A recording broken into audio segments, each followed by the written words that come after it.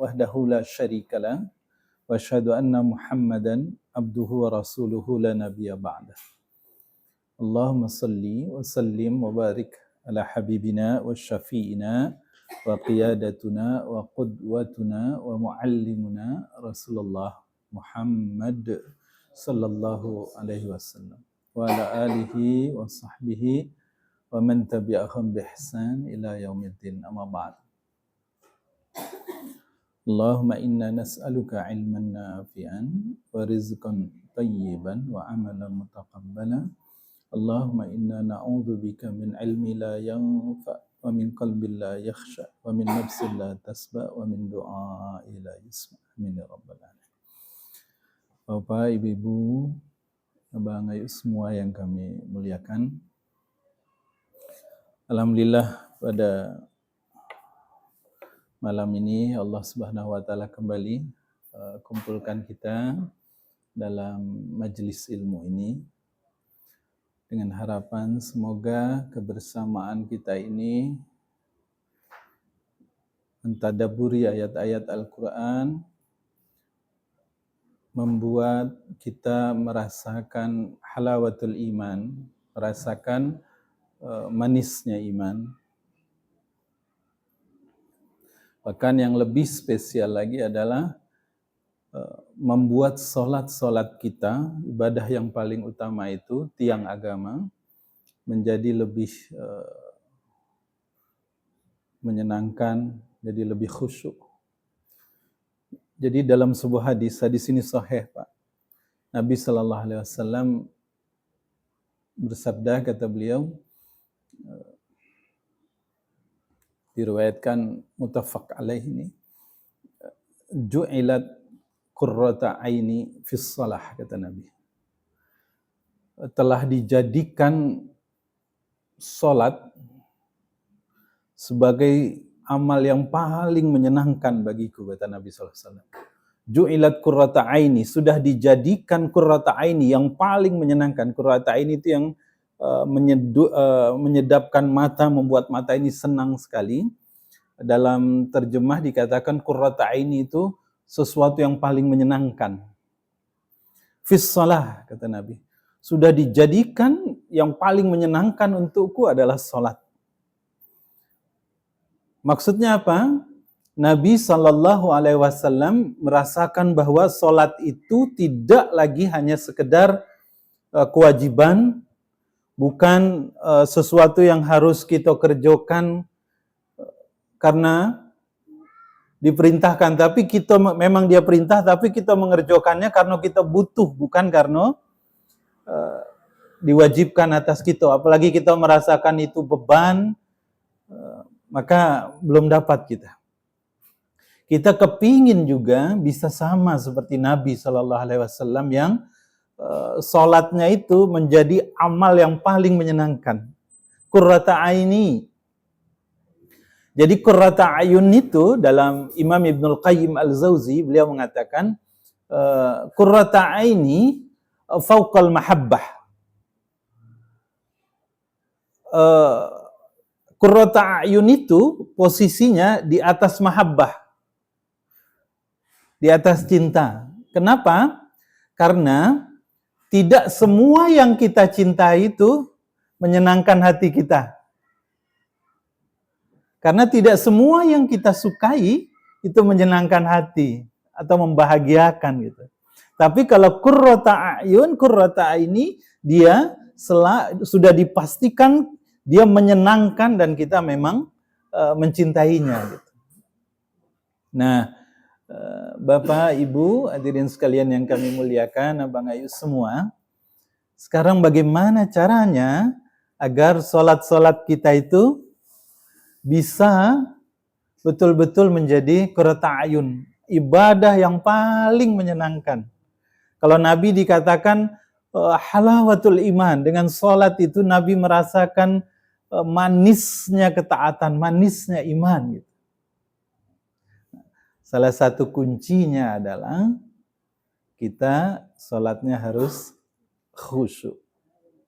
Qad aflahal mu'minun, kata Allah dalam surat Al-Mu'minun itu, sungguh aflaha, beruntung orang-orang yang beriman. Siapa orang yang beriman itu? Alladzina hum fi salatihim khashi'un di surat ini. Orang yang salatnya khusyuk. Maka ketika kita ingin salat-salat kita itu menjadi hal yang paling menyenangkan, yang membuat kemudian letih kita hilang, yang ketika kita salat pikiran kita jadi tenang, yang ketika kita salat hati kita itu menjadi tentram gitu. Dan memang itu yang kita inginkan, maka diberitahu kuncinya adalah salat harus khusyuk. Bahkan kalau kita lihat dalam sirah nabawiyah dikatakan istirahatnya Nabi itu, rohahnya Nabi itu adalah dengan salat. Maksudnya istirahat dari pikiran-pikiran dunia, kesibukan kehidupan kita di dunia ini, kesibukan aktivitas keluarga, pekerjaan dan sebagainya. Rohahnya Nabi, istirahatnya Nabi itu adalah dengan salat. Nah, kita belum, atau bisa jadi mungkin sudah ada yang bisa menjadikan salat itu tadi sebagai ibadah yang paling menyenangkan. Salat itu jadi rohahnya kita. Nah, jika belum, maka kita harus berusaha pelan-pelan. Terus pelan-pelan agar salat itu bisa menjadi qurrata ayun.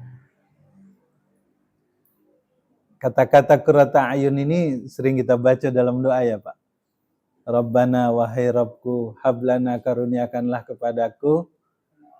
Hablana itu wahaba, hibah. Arti hablana itu ya Allah hibahkanlah untukku. Maksud hibah itu iya baginian tanpa usaha dari kita, tanpa usaha. Gratis. Rabbana hablana min azwadina. Ya Allah hibahkanlah untukku dari pasangan hidupku. Kalau suami dari istri, istri dari suaminya. Wa zurriyatina, dan dari keturunanku, anak-anakku. Qurrata ayun. Jadi penyejuk mata yang paling menyenangkan. Apa sambungannya Pak?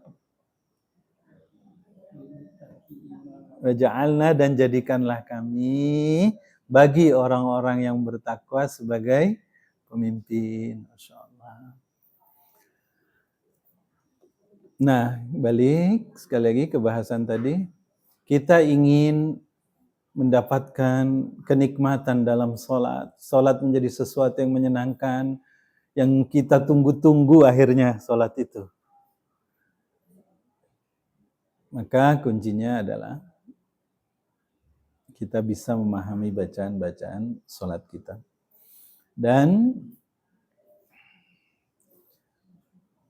pekan lalu kita sudah bicara tentang, kita sudah mentadaburi surat An-Nasr tentang tawakal prinsip-prinsip tawakal itu. Dan ternyata dalam Al-Quran disebutkan orang yang bisa, Bapak Ibu sekalian, orang yang tidak akan tergoda oleh setan itu adalah orang yang satu dia beriman, yang kedua dia bertawakal.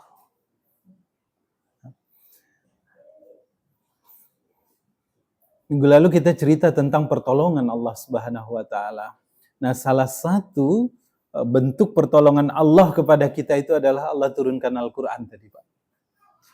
Maka kita bagaimana hari ini kita bisa meraih keagungan Al-Quran itu, Pak.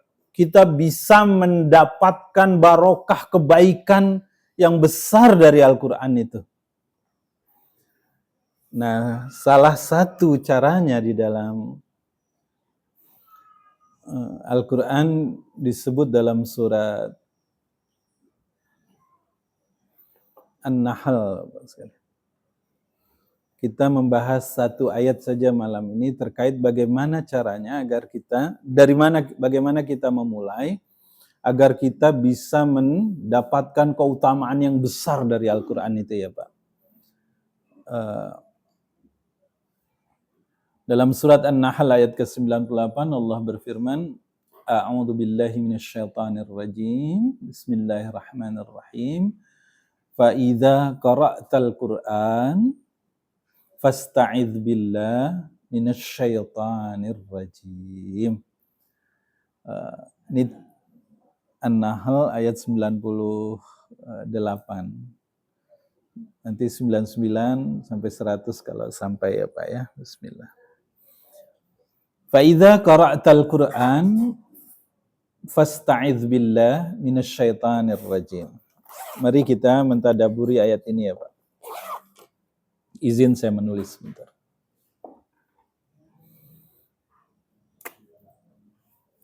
Betul ya 98 ya Pak. Bismillah.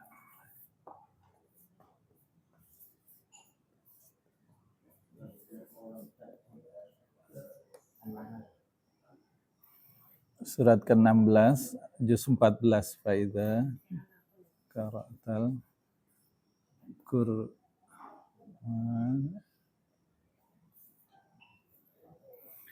Faidha qara'tal Qur'an fasta'idz billah minasyaitonir rajim. Fasta'idz billah.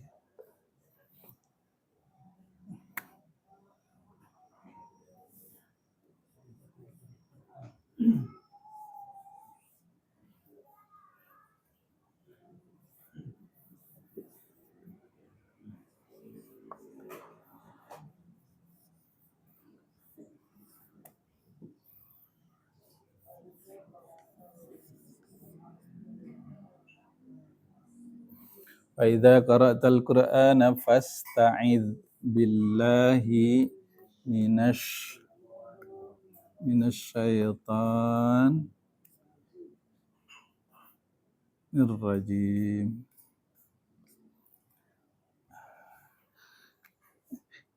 Ini intinya tentang ta'awuz nih Pak. Karena saya sudah ini ingin bahas surat-surat yang di Al-Mu'awwizatain, surat-surat tentang perlindungan ya Pak.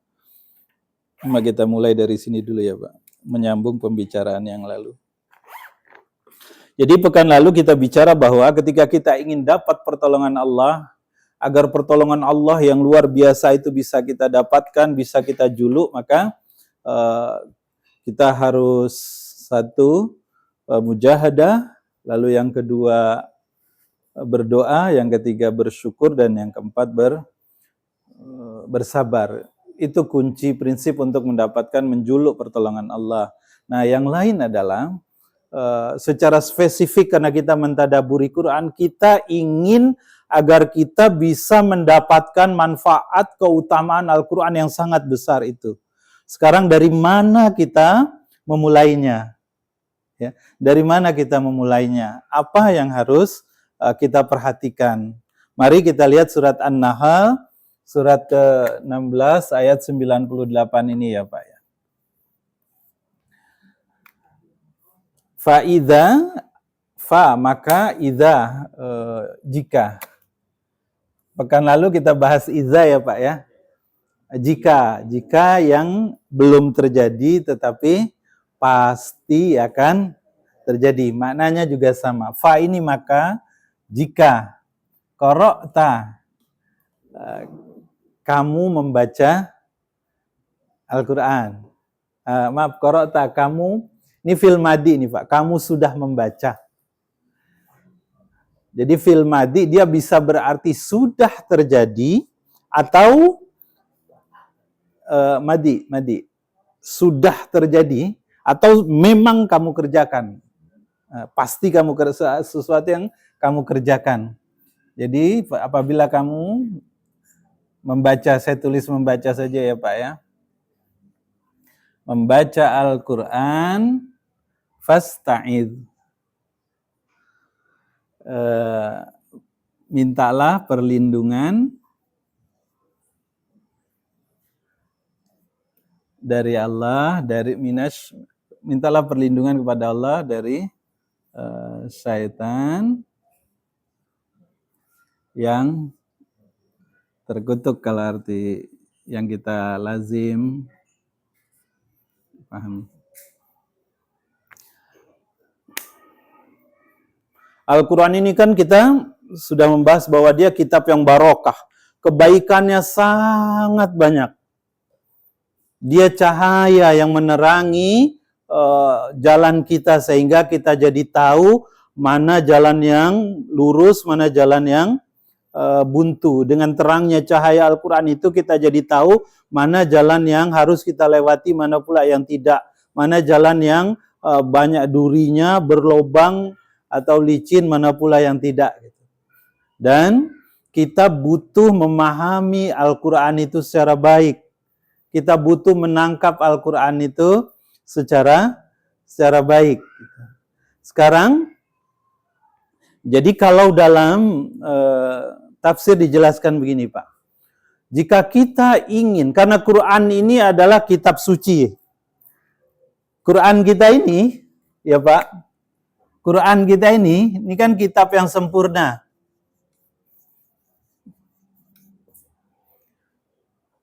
Kitabullah, karena dia bukan sembarang buku, tapi kitabullah. Yang dari Allah yang maha sempurna, firman, karena Allahnya maha suci, maka firmannya pun maha suci.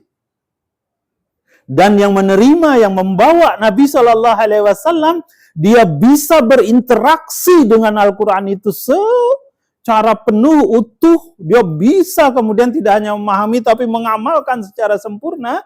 Kenapa? Karena Nabi SAW memiliki kesucian, kebersihan.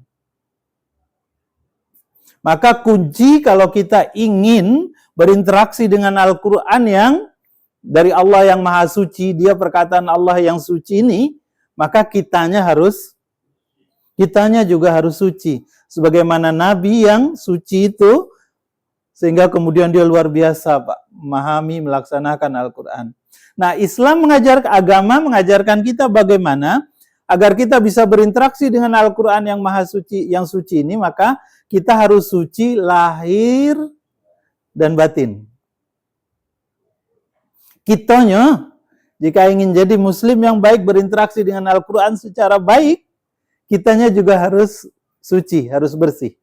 Nah, Islam mengajarkan, Pak, suci ini harus lahir dan batin. Secara lahir, agar kita suci, apa yang diajarkan kepada kita, Pak? Lahir, ya bersuci. Wudu.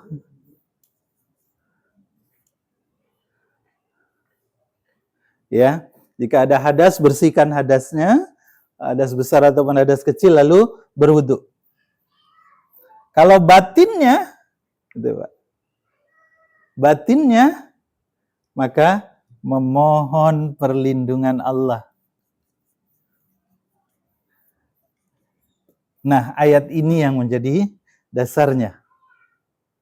Jadi sekali lagi, kalau kita ingin bisa berinteraksi dengan Al-Quran dari zat yang maha suci, dan Al-Quran ini adalah firman-Nya yang suci, maka kita harus satu frekuensi. Ibarat radio, dari pemancar frekuensinya jelas, kalau di rumah dihidupkan frekuensinya berbeda, tidak akan masuk, tidak akan nyambung. Maka agar nyambung, kita juga harus suci, sebagaimana Nabi ajarkan kepada kita. Nah, kita sudah bahas ini, kita sudah paham ini, kalau suci lahir, mulai dari hadas besar, berarti mandi wajib. Kalau hadas kecil ya kita, taharah, bersuci, dan kemudian juga berwudu. Nah, kita tidak bahas wudu, kita bahas tentang bagaimana mensucikan batin. Kenapa kita harus mensucikan batin kita? Karena setan tidak pernah berhenti, ya, membuat kita terhalang dari Al-Quran, membuat kita jauh dari Al-Quran. Setan tidak akan pernah berhenti. Walaupun kita belajar, kita paham, kita semangat, dibuatnya kita semangat sehari, 2 hari, 3 hari. Hari ke-6, hari ke-7, tidak semangat lagi. Ramadan lah contohnya, ya tak? Macam mana semangatnya kita Ramadan itu? Ya Allah, sholat rasanya kita tunggu. Badan ini tidak capek-capek, dak, walaupun siang puasa, malam terawih, bangun lagi sahur gitu kan. Tidak ada rasanya capek gitu. Kini, ya Allah, Al-Quran tidak tertengok. Baru nengok sebentar mata. Beratnya. Nah, berarti yang harus kita perhatikan, ini bagian dari agar dapat pertolongan Allah, maka ini Bu. Dua ini, suci lahir batin, suci lahir dengan berwudu, suci batin dengan mohon perlindungan dari Allah. Ya. Nah, kita membahas ayat ini dalam kerangka itu, Bapak Ibu sekalian. Bagaimana pesan-pesan Al-Quran itu bisa kita tangkap, caranya kita mulai dengan memperhatikan ayat ini. Ya. Kita berusaha untuk mensucikan batin kita, agar seluruh keutamaan Quran itu bisa kita dapat. Karena sederhananya ini Pak, apa sebab ya saya kok ngapal Quran tuh misal ya, atau mulai dari membaca dulu lah. Ngapa membaca Quran ini kok rasanya berat ya. Kita sudah berwudu, tapi ternyata iya batin berat ya. Bisa jadi karena kita kalah sama setan. Iya dah. Iya. Atau kita sudah paham,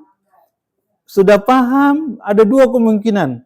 Kita dilupakan oleh Allah Subhanahu wa taala atau kita berat menerapkannya gitu. Ya. Kita tak mau kehilangan kenikmatan belajar Al-Qur'an itu, kemudian kita hanya rasakan nikmatnya ketika kita duduk di majelis ilmu, tapi di luar itu tidak kita dapatkan. Ya. Nah, ini sederhana. Kalau lihat penjelasan di dalam ayat ini, mudah-mudahan kita bisa menemukan kuncinya ya Pak ya, agar membaca Al-Quran itu nikmat, pesan-pesan Al-Quran bisa kita tangkap, membaca Al-Quran semangat, memahaminya jadi lebih utuh, mengamalkannya tidak berat. Ya, yuk kita mulai. Kata Allah Subhanahu wa taala, jika nanti kamu baca Al-Quran. Ini jika kamu membaca Al-Quran, maka fasta'iz billah, maka minta perlindungan dari Allah. Faidha tadi jika membaca ini qara'ta. Satu maknanya, ini ahli para mufassirin mengartikan Pak, satu membaca, mau membaca, nih ya. Ketika mau membaca atau sesudah membaca. Jadi ada dua pendapat Pak. Saya baca beberapa tafsir,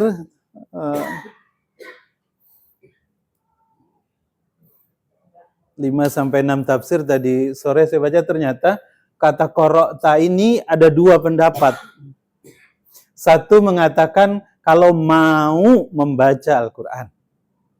Yang kedua mengatakan karena ini fi'il madhi, sesudah membaca Al-Quran. Kita tidak pilih, kita coba jelaskan dua-duanya ya Pak ya. Jadi karena dalam ilmu sharaf itu, kalau madhi dia tidak hanya berarti sudah, tapi juga ketika sedang akan mengerjakan gitu. Ya, maka diartikan di sini mau, ketika kita mau baca Quran, maka kita disuruh oleh Allah Subhanahu wa taala untuk fasta'idz billah, meminta pertolongan dari Allah, meminta perlindungan kepada Allah Subhanahu wa taala. Ketika mau membaca, artinya buka Quran, berwudu, maka sebelum mulai itu kita ta'awuz dulu, isti'adzah dulu. Ya, a'udzubillahi minasyaitonirrajim. Dan ta'awuz ini nanti punya banyak keutamaan Pak. Ternyata tidak hanya ketika mau membaca Quran. Kita diajarkan misalnya kalau kita lagi marah, kita disuruh juga untuk ta'awuz.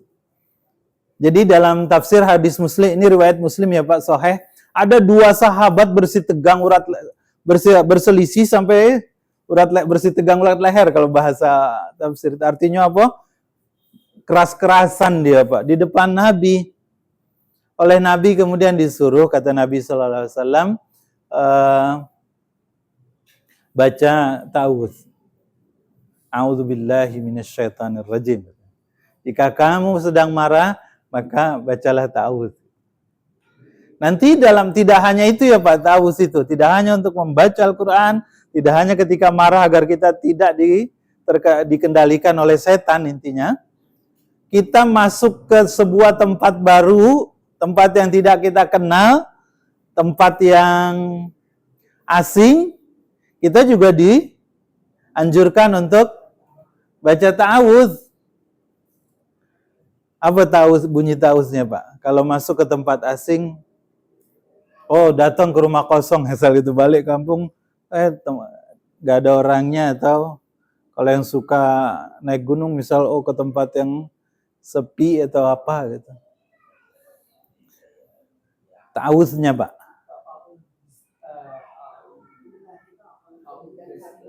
Betul. A'udzu bikalimatillahi tammati min syarri ma khalaq. Jadi kalau masuk ke rumah kosong lama, masuk ke tempat yang rasa-rasa, misal kita lagi jalan itu Pak, ya sepi tempatnya, kita nggak tahu apa segala macam, dianjarkan kepada kita untuk membaca ta'awudz juga. Ya. Kalimatnya memang beda-beda ya Pak ya, baca ta'awudz, tapi ya nggak mesti harus yang apa. Kalau ndak hafal a'udzu bikalimatillahi tammati min syarri ma khalaq misalnya, ya sudah a'udzubillahi minasyaitonirrajim. Nanti ada juga orang yang ketika baca Al-Qur'an bacanya tidak cuma a'udzubillahi minasyaitonirrajim. A'udzubillahi samiil alimi minasyaitonirrajim, ada juga. Dua-duanya ada dalilnya, enggak apa-apa. Ya, bukan ditambah-tambah itu, ada dalilnya dua-duanya, ya. Jadi yang pertama, qara'ta ini dikatakan ketika mau baca Al-Qur'an maka minta perlindungan kepada Allah. Kenapa minta perlindungan kepada Allah? Karena kita ingin membersihkan, menyingkirkan hal-hal yang kotor dalam jiwa kita ini. Pikiran-pikiran yang tadi ya, yang tidak bersih, maka dia harus kita bersihkan, dan Allah memberitahu cara membersihkannya adalah dengan menyingkirkan penyebabnya. Apa penyebab hati ini menjadi kotor, hati ini jadi macam-macam? Setan. Karena dia yuwaswisu fi sudurin nas, ya tazyin, ya tamanni, ya adawatan, ya takhwif, ya saddun tuh kalau nanti ya Pak. Karena setan tidak berhenti-berhenti.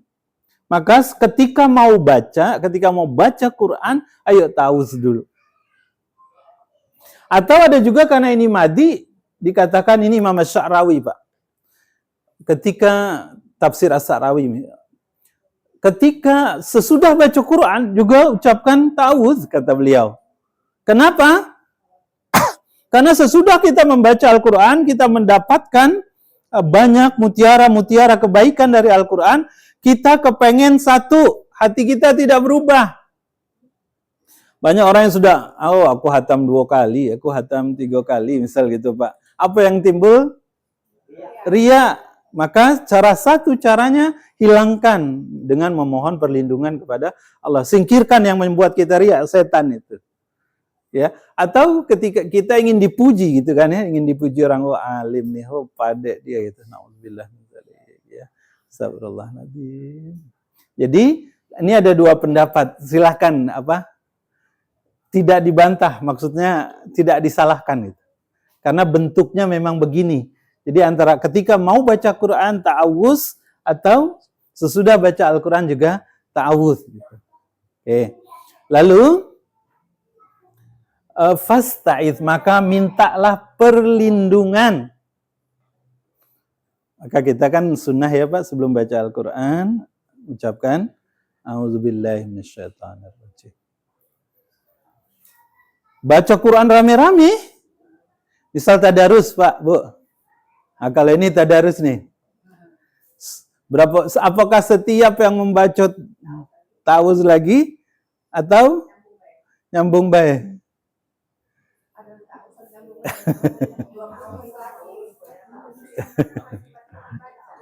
Ya. Karena pendapat yang kuat cukup yang pertama. Cukup yang pertama, yang lain nyambung. Tapi kalau mau baca tidak disalahkan. Tapi pendapat yang kuat satu orang di awal sudah cukup. Ya, terus kalian.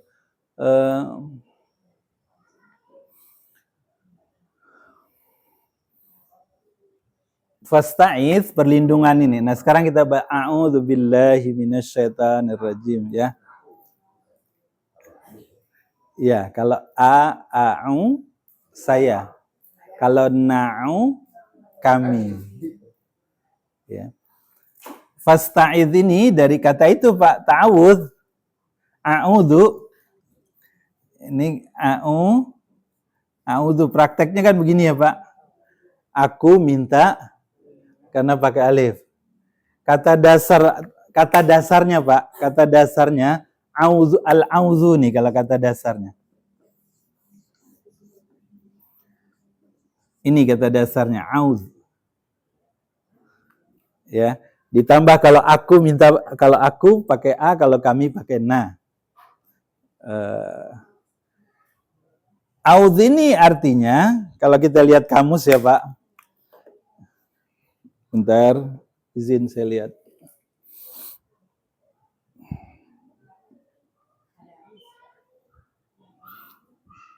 Jadi dalam tafsir dikatakan ta'awuz itu adalah kalau dia dari kata auzu. Auzu itu dikatakan dalam tafsir menuju sesuatu untuk menghindari sesuatu yang lain. Kalau arti katanya. Ya. Menuju kepada sesuatu untuk menghindari sesuatu yang mengganggu atau yang kita takuti, tambahan penjelasannya. Ya. Jadi sederhananya ini meminta perlindungan. Ya, Pak, sederhananya. Aus. Kita memindahkan diri kita dari rasa takut, minta perlindungan kepada fasta'iz billah. Minta kepada Allah Subhanahu wa taala. Jadi auz itu artinya tadi itu, Pak. Ya, menuju sesuatu untuk menghindari sesuatu. Oke. Jadi minasyaitan. Kita meminta perlindungan kepada Allah Subhanahu wa taala.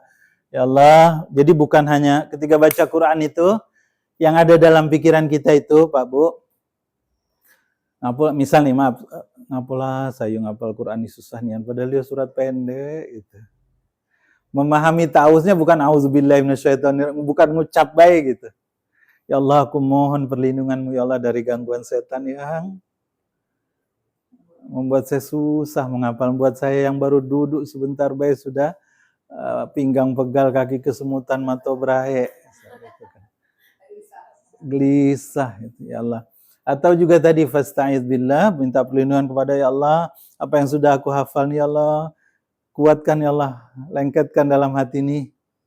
Karena kita ngapal pangkal hafal, ngapal tengah hafal, pangkal hilang. Pangkal hafal, tengah hafal, ngapal buntut ujungnya, yang ujungnya hafal, pangkalnya hilang lagi gitu. Salah satunya minta perlindungan pada Allah Subhanahu wa taala, ya Pak. Nah, dari syaitan.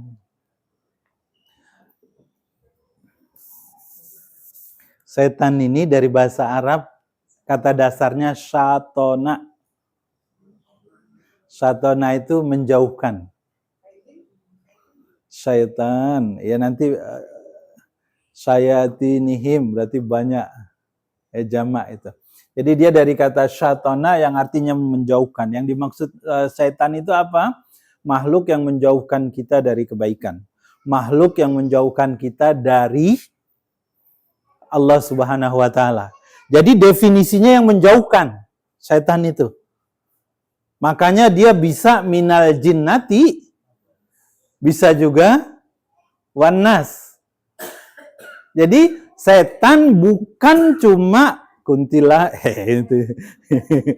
Kini kan yang dipahami sama anak-anak kita karena keseringan nonton film horor itu kan, kalau disebut setan makhluk yang menakutkan, makhluk yang seram, makhluk yang bentuknya entah macam mana, entah apa-apa entah itu. Tidak. Makhluk asra. Makna dia menjauhkan, syatana, menjauhkan dari kebaikan, menjauhkan dari Allah.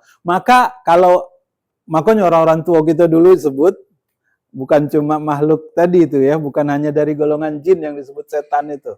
Orang yang kelakuannya menjauhkan kita, menjauhkan dari kebaikan, maka dikata setan. Kalau di Betawi itu disebut maknya setan katanya. Buset gitu. Buset itu kan ibu setan dulu katanya.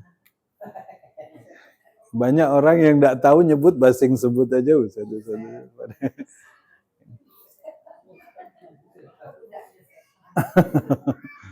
Nah.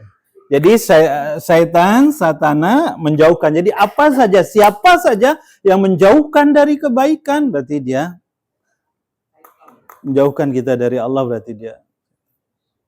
Makanya tadi dalam surat An-Nas, minal jinnati wan nas, setan itu bisa dari golongan jin, ya iblis itu tadi, ya bisa juga dari golongan manusia. Ketika dia menjauhkan kita dari Allah Subhanahu wa Ta'ala.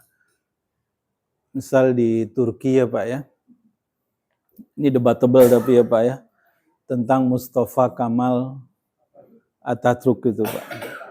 Karena orang yang ke sana sampai hari ini walaupun dia sudah meninggal sekian puluh tahun juga dimakamkan.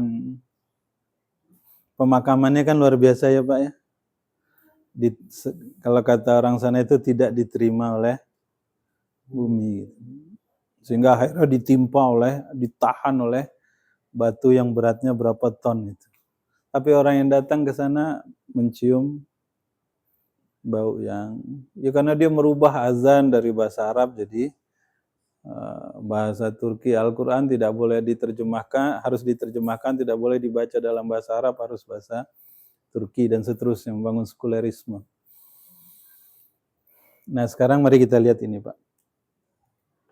Bagaimana, siapa yang menjatuhkan? Dalam Al-Quran ini Pak, dalam surat Al-Mujadalah ya, target setan itu 2 katanya.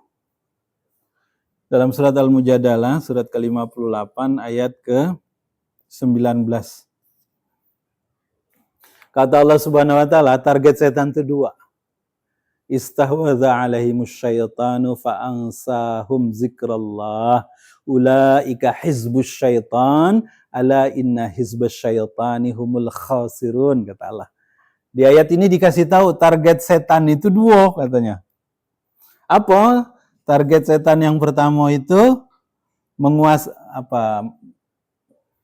mengendalikan manusia, memperbudak manusia. Izin mana kata yang lebih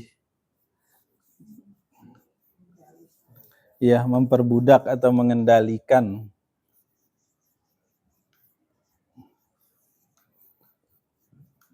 manusia.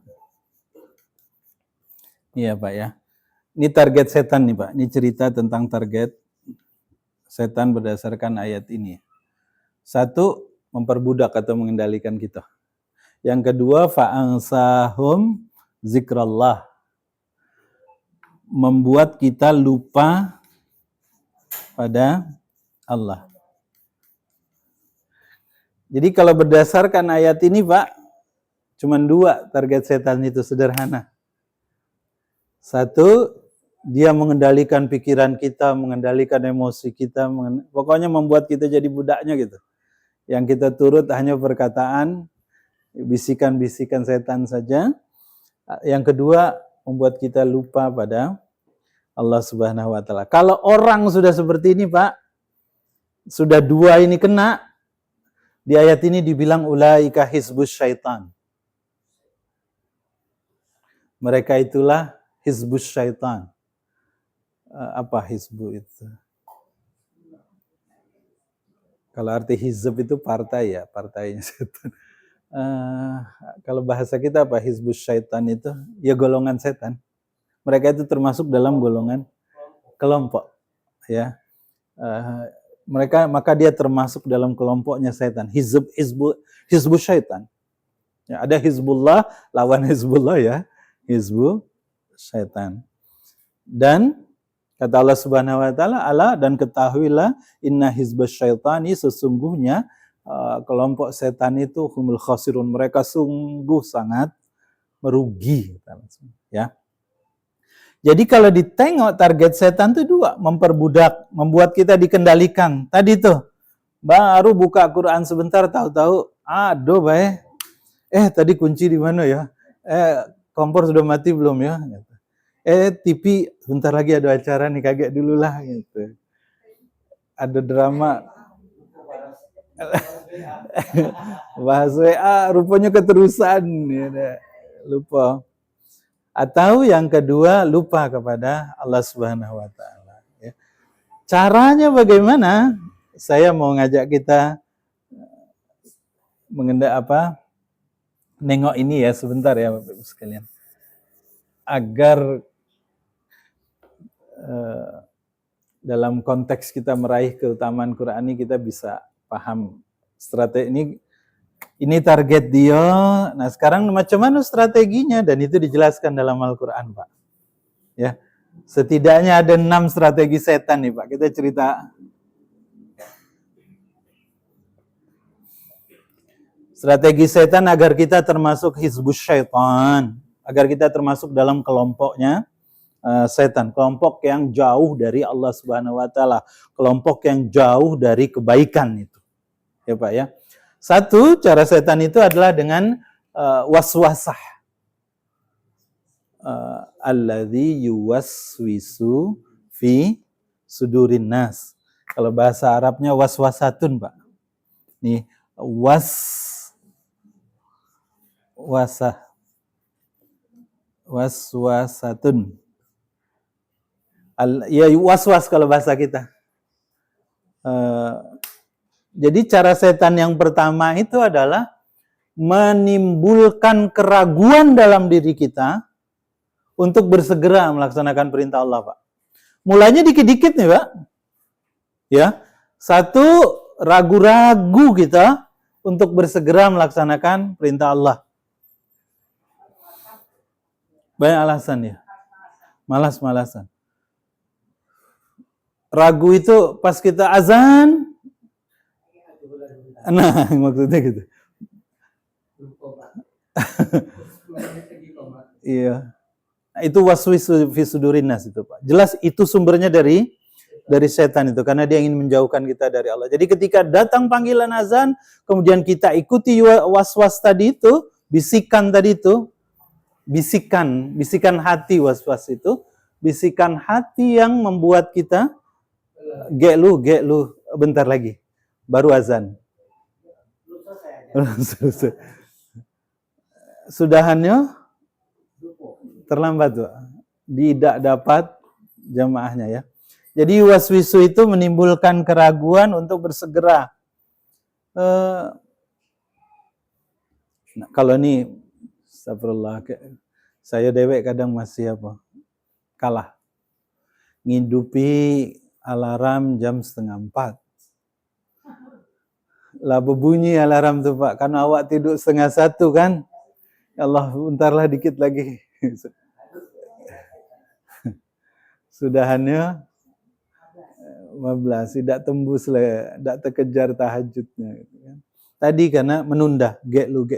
Itu yuwaswisu, bisikan hati yang menjauhkan kita. Ya. Jadi kalau dalam hati, maka untuk kenali ini, Pak, maksud saya. Kalau datang panggilan azan, udah bismillah, yuk sholat. Gek lu yang nanti dulu, yang lain-lain itu. Sebab ketika belum selesai nih, atau kebiasaan kita, Pak, lagi rapat, ya udah kita dengar azan dulu gitu. Dengar azan dulu.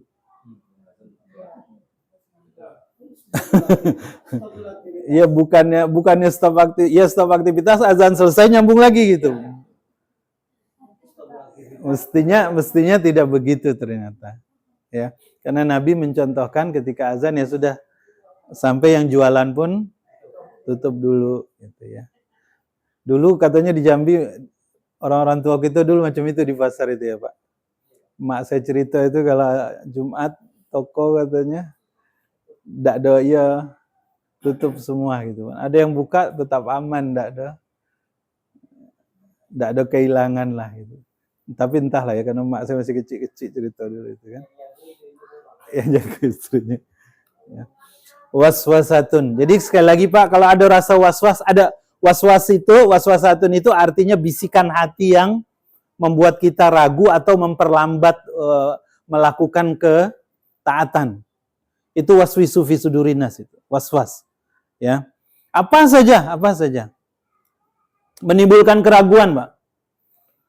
Saya ada kawan, karena sudah agak berumur kan, asal diajak sholat, sudah azan diajak sholat, kagak aku di rumah bae. Ngapa?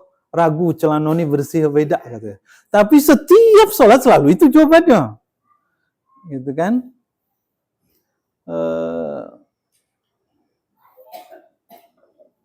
Mudah-mudahan memang karena kotor ya. Karena sakit atau apa gitu ya. Ragu-ragu kita.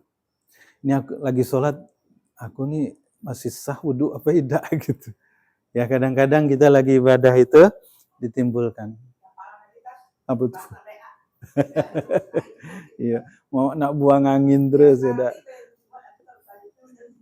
Wudhu begitu juga ada ya. Sekali batal lagi.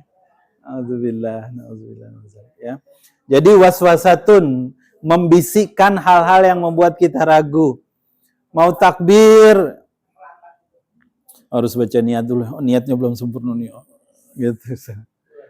Ulang lagi. Itu waswas juga itu, Pak. Bisikan setan juga itu. Ya. Ujung-ujungnya imam sudah Fatihah belum juga dapat kita. Imam sudah amin kita masih sibuk gitu.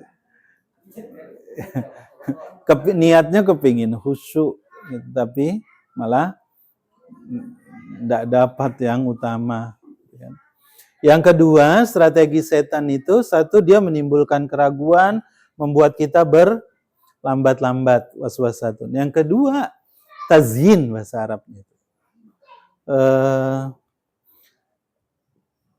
Tazyin itu membungkus kemaksiatan itu menjadi indah.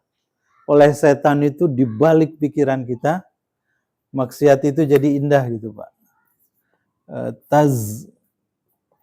Kalau tazyin gini, huruf tak nih ya Pak ya. Tulisan saya buruk ini. Kalau dalam Al-Quran itu zayyinu hubbus syahawati minan nisa'i wal banina wal muqantarat dan seterusnya. Dibuat indah dalam pandangan mata manusia, ya Pak ya, dari lawan jenisnya, dari harta, dari apa lagi?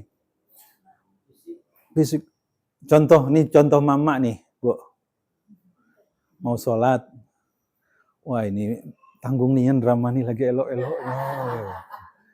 Iya, sinetron ini lagi elok-eloknya kagak aku ya lanjutkan.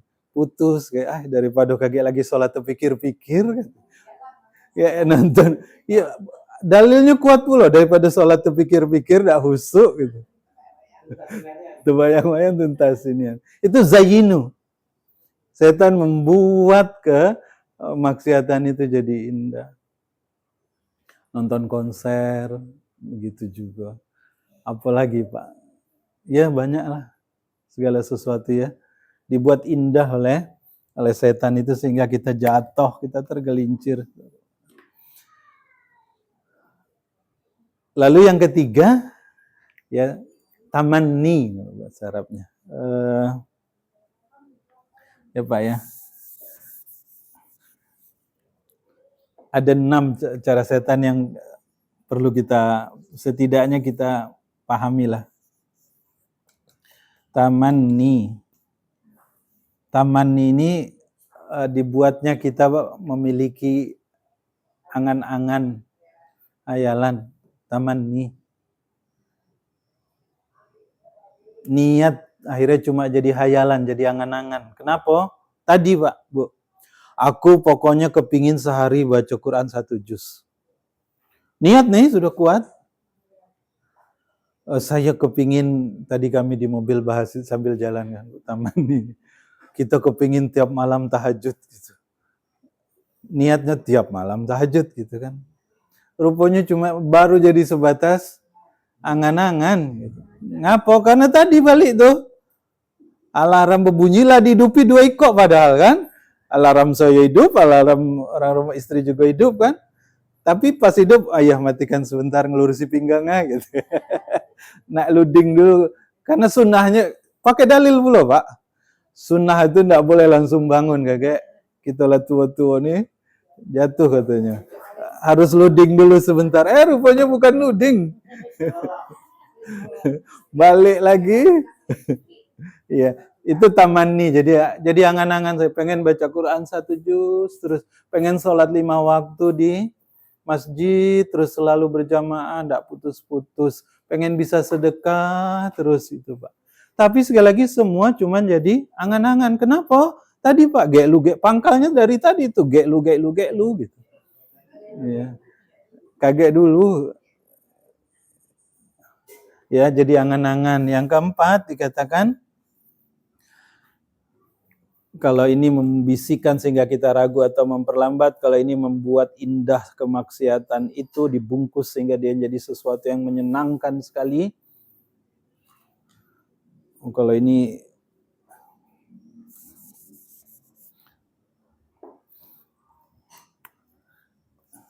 saya baca di tafsir, Pak. Ini tafsir yang bilang nih. Ini balik ke sini nih, maaf teringat baik kan. Kenapa jalan waktu pacaran itu jauh lebih indah ketimbang jalan sesudah nikah, Pak?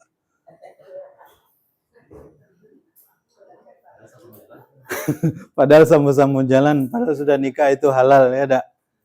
Tapi justru kenapa itu yang nonton bioskop sesudah nikah dengan sebelum nikah tuh ngapa itu yang indah gitu ya. Ya itulah tadi, itu contoh tazyin ya Pak, contoh tazyin dibungkus.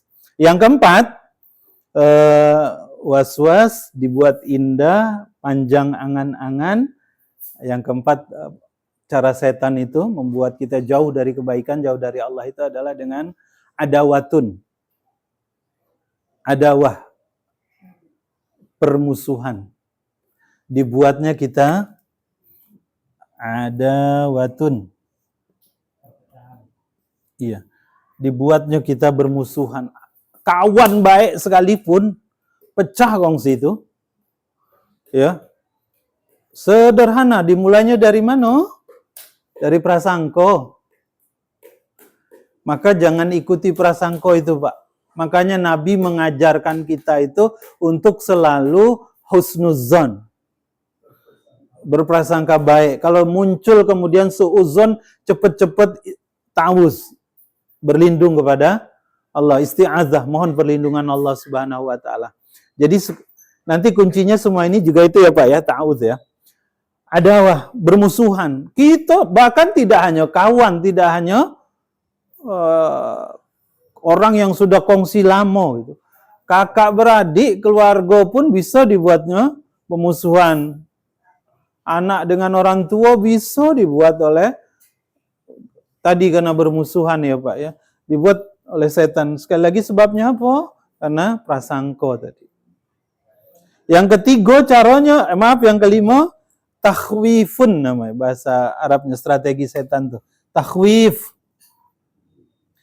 Takhwif itu menakut-nakuti.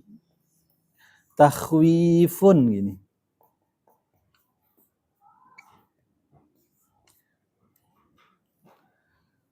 Takhwifun tuh begini Pak, ditakut-takutinya kita. Enggak usah sedekah lah. Kaget. Enggak usah sedekah, takut susah, takut miskin, takut duit berkurang, kaget kalau ada keperluan. Kaget tiba-tiba ada keperluan macam mana gitu Pak. Contoh takhwif begitu Pak, mau sedekah ditakut-takutinya kita. Kalau ke anak-anak gadis kita itu Pak, enggak usah pakai jilbab, kaget susah kerja. Enggak usah pakai jilbab, kaget payah dapat Jodoh itu takhwif namanya. Ya. Sudah ikut apa baik hendak. Kalau ini kita tanya sama Yupit kan, macam mana ada orang nakut-nakuti kita nak nulis itu kan kayak putus kontrak. Ya Allah, takhwifun. Nah, yang terakhir adalah soddun bahasa Arabnya. Kalau ini kasar, kalau ini Pak. Tidak mampu dia cara 1 sampai 5 ini, maka yang terakhir itu soddun, menghalang. Kalau ini menghalang-halangi nih Pak. Ya. Soddun, menghalang-halangi dengan berbagai cara agar kita tuh jauh dari Allah. Ya misal cara yang dilakukan oleh berita hari ini misal yang menarik Pak di Palestina itu adalah ketika Presiden Presiden abadi ini Pak, Mahmud Abbas, ya, dia menunjuk orang yang sangat pro Israel untuk menjadi apa itu ya Pak ya, wakil dia atau apa gitu. Orang yang sangat membenci Hamas, pro Israel untuk jadi balik nanti ke zaman dulu lagi. Orang Palestina ini bakal diadu domba oleh Amerika ini Pak. Balik ke cerita di mana-mana memang ngadu domba inilah ya, ada watun inilah.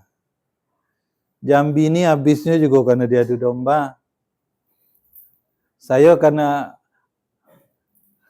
2 minggu lalu baca sejarah Jambi kan Pak. Nah, Sultan Taha itu meninggalnya tanggal 25 malam 26 April pagi hari. Ditembak di betung berdarah itu. Ternyata karena ada demang yang berkhianat. Kaget 3 tahun kemudian Raden Matahir juga begitu. Tembak Belanda di rumahnya di Kumpe itu karena keluarganya Dewe yang jadi musuhnya mengkhianati. Balik sesudah ya terus sampai Indonesia. Saya baca satu buku, jadi ada buku almarhum Pak Parudin Saudagar ya. Gubernur yang diangkat tapi tidak dilantik. Ada Pak Gubernur pertama Jambi diangkat jadi gubernur, SK-nya turun tapi belum tidak dilantik, keburu ditahan masuk penjara Palembang itu kan. So, Pak Epi harusnya tahu. Hanapi Pak, Haji Hanapi, kakaknya Haji Hasan. Karena SK pertama, ya karena Haji, iya karena dia dituduh. Ya macam-macam lah ya Pak. Tapi balik ke sini, soddun ini menghalang-halangi cara setan itu Pak. Aduh nak berangkat masjid hujan, nak berangkat motor bocor, nak berangkat panas nian, nak berangkat pengajian. Ai film acaranya bagus tanggung nian, gawe tanggung nian, masak tanggung segala macam gitu ya Bu ya. Nah, Bapak Ibu, Abang Ayu, kalau ketemu cara seperti ini maka ta'awuz. Mohon ingat, ini dengan mengenali ini cara setan, maka ini cara yang dipakai oleh iblis untuk menjauhkan kita dari Allah. Mulai dari menimbulkan keraguan, berlambat-lambat, dibuat indah, panjang angan-angan, bermusuhan kita, ditakut-takutinya kita, atau dihalang-halangi secara fisik kita, itu cara setan. Maka semuanya mintalah perlindungan kepada Allah Subhanahu wa Ta'ala. Nah, balik ke sini, Ibu sekalian.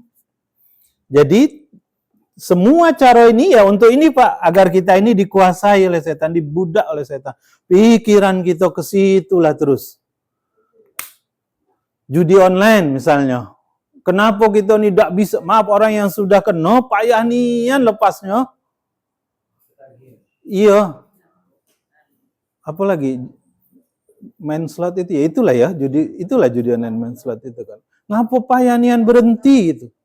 Panggilannya datang terus, hati ini yang memanggil-manggil, itu kayak sehingga kita betul-betul dikendalikan. Gitu. Ya, sampai kita akhirnya lupa sama Allah Subhanahu Wa Taala. Ya main game juga begitu.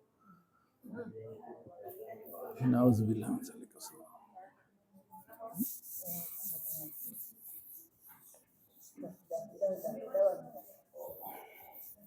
Nah, Abang, ayo sekalian. Jadi sekali lagi, ketika sekarang dalam konteks jadi membaca di sini tidak hanya nanti ketika proses membacanya ya, tidak hanya proses membaca. Kita kepengen kita tadabbur nih, kita sudah surat Al-Fatihah misalnya, surat yang paling pokok sekali. Kita paham Bismillahirrahmanirrahim, Allah kasih sayangnya sangat banyak gitu.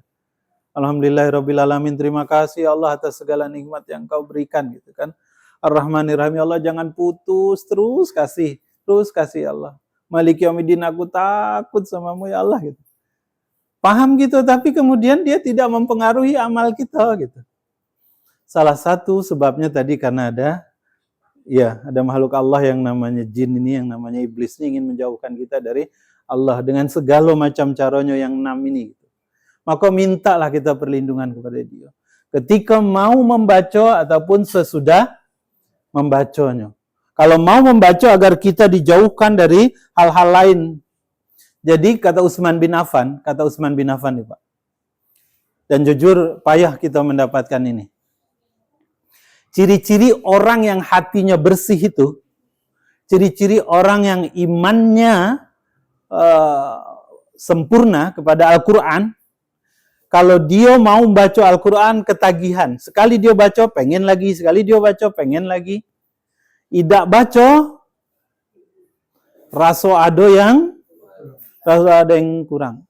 Kalau kita sudah tidak baca, kemudian tidak ada dalam hati kita nih perasaan kehilangan, tidak ada seperti kita kehilangan sesuatu yang kita cintai, yang selalu kita ingin bertemu dengan dia, berarti bisa dipastikan iman kita nih Pak, kena masuk dalam perangkap setan nih dengan segala macam cara dia tadi. Ya. Maka sekali lagi maaf, balik ke sini, Bang Ayu, keluarga semua, yuk. Macam mana kita memohon perlindungan kepada Allah Subhanahu wa taala. Jadi ketika membaca pahami, ya Allah, aku minta perlindungan padamu ya Allah dari godaan syaitan ar-rajim. Ar-rajim ini rajam, dilempari batu. Kalau kita mengartikan yang terkutuk, laknat, atau yang dicaci maki, atau yang dihinakan, syaitan yang dihinakan oleh Allah Subhanahu wa taala. Bapak Ibu sekalian yang dirahmati Allah, maka pahami ya Pak. Jadi intinya begini, saya ingin menyimpulkan bahwa kenapa kita apa penyebab kita tidak merasakan nikmatnya membaca Al-Quran? Kenapa kita tidak merasakan kepingin terus membaca Al-Quran?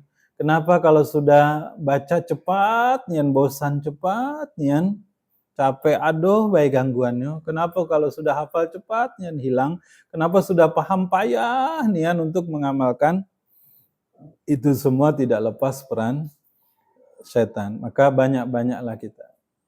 Tadi seperti kata Imam Asy-Sya'rawi dalam tafsirnya, berta'awuz tidak hanya ketika mau membaca, tapi sesudah membaca pun kita tetap mohon perlindungan kepada Allah Subhanahu wa taala.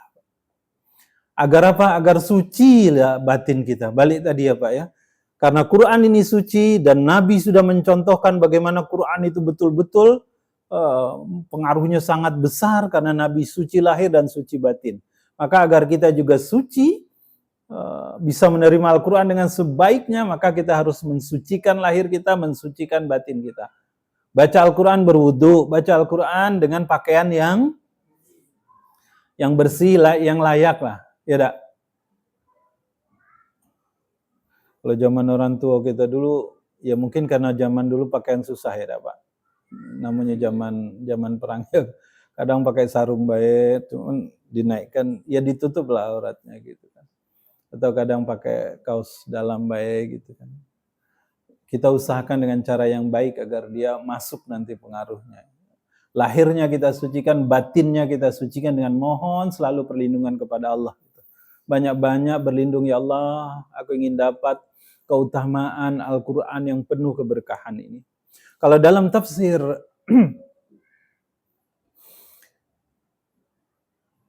siapa bapaknya Najwa, siapa?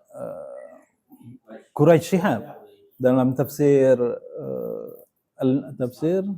Al-Misbah, beliau dalam ketika mengartikan, menerjemahkan menjelaskan ayat ini, beliau mengatakan karena Quran ini suci dan yang menerimanya sudah kita lihat Nabi Muhammad itu, karena beliau kesuci maka dahsyat sekali pengaruhnya.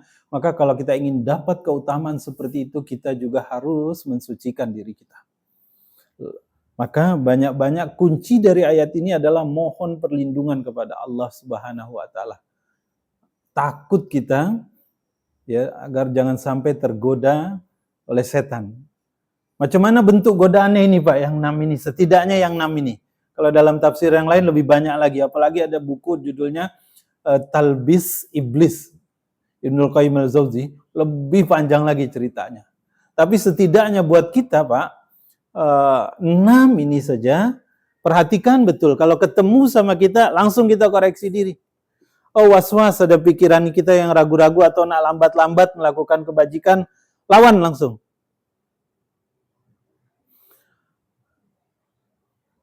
Puasa sunnah apa tidak ya? Kagak aku kerja. Kalau puasa ada undah. Allah.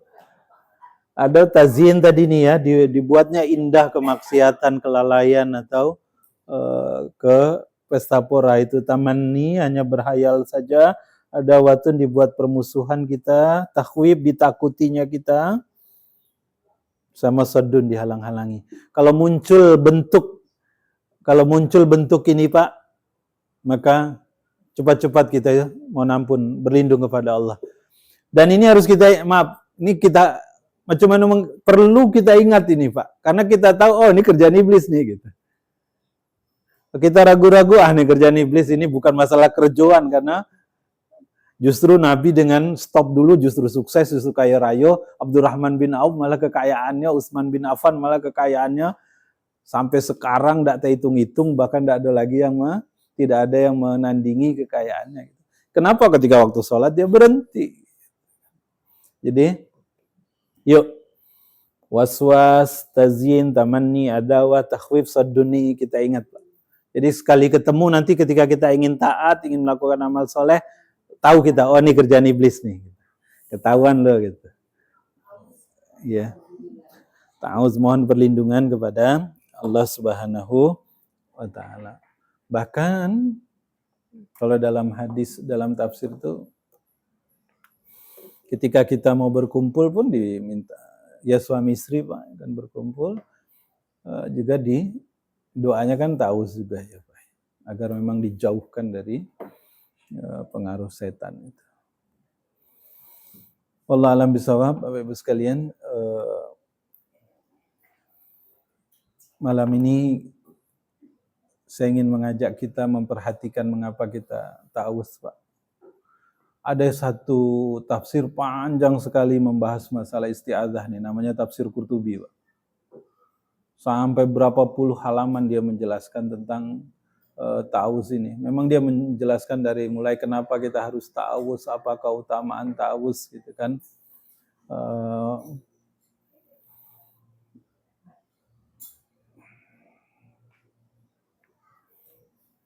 Apakah ta'awudz ini bagian dari Al-Quran atau bukan gitu ya Pak ya. Dan seterusnya sampai 12 bab dia menjelaskan, membahas masalah ta'awudz. Tapi kita tidak berpanjang lebar juga. Intinya yang lebih penting buat kita adalah prakteknya ya Pak ya. Yang penting buat kita itu bagaimana kita memastikan 2 poin tadi itu. Suci lahir, suci batin sekali lagi. Lahir dengan tohara, dengan berwudu, batin dengan banyak-banyak memohon perlindungan kepada Allah Subhanahu wa taala. Target kita apa Pak? Pekan lalu kita bahas tentang Nasrullah, pertolongan Allah itu. Nah, kita juga ingin menjaga agar keutamaan pertolongan Allah lewat Al-Quran itu Pak juga bisa kita dapatkan gitu. Dan kunci awal pembukanya itu adalah kita mulai dengan ta'awudz, nanti yang kedua baru basmalah. Iya Pak ya. Wallahu a'lam bishawab, wallahu a'lam bishawab. Semoga pembahasan ini membuat kita diingat ya Pak ya. Satu, jangan sampai kita dikendalikan oleh setan, jangan sampai kita dibuat lupa kepada Allah oleh setan ini dengan strategi yang dia punya. Sehingga nanti kecintaan kita kepada Al-Quran lebih kuat. Penutup Pak, balik ke hadis yang pertama sekali saya sampaikan di awal tadi tentang ju'ilat qurrata aini fis shalah. Allah sudah menjadikan salat itu sebagai amal yang paling menyenangkan kata Nabi sallallahu alaihi wasallam. Dan salah satu kuncinya tadi ya Pak ya, kita terlindung dari godaan setan. Memang hati ini jadi khusyuk, bersih dia, tidak ada pikiran-pikiran yang kotor. Dan kuncinya secara zahir dimulai dengan mengucapkan ta'awuz, hati kita pun ta'awuz juga. Dari ria, dari ingin dipuji jadi dan sebagainya. Ataupun sebaliknya dari rasa malas, dari rasa capek, rasa ngantuk, rasa enggan dan sebagainya juga harus kita lawan sekali lagi Pak. Saya yang belum dapat Pak, dan ya kita semua mungkin. Utsman bin Affan itu bisa sholat, dia tahan sampai sekian juz gitu Pak. Sholat malam berjuz-juz gitu, tahan ya. Kita baru ketemu imam panjang dikit Pak.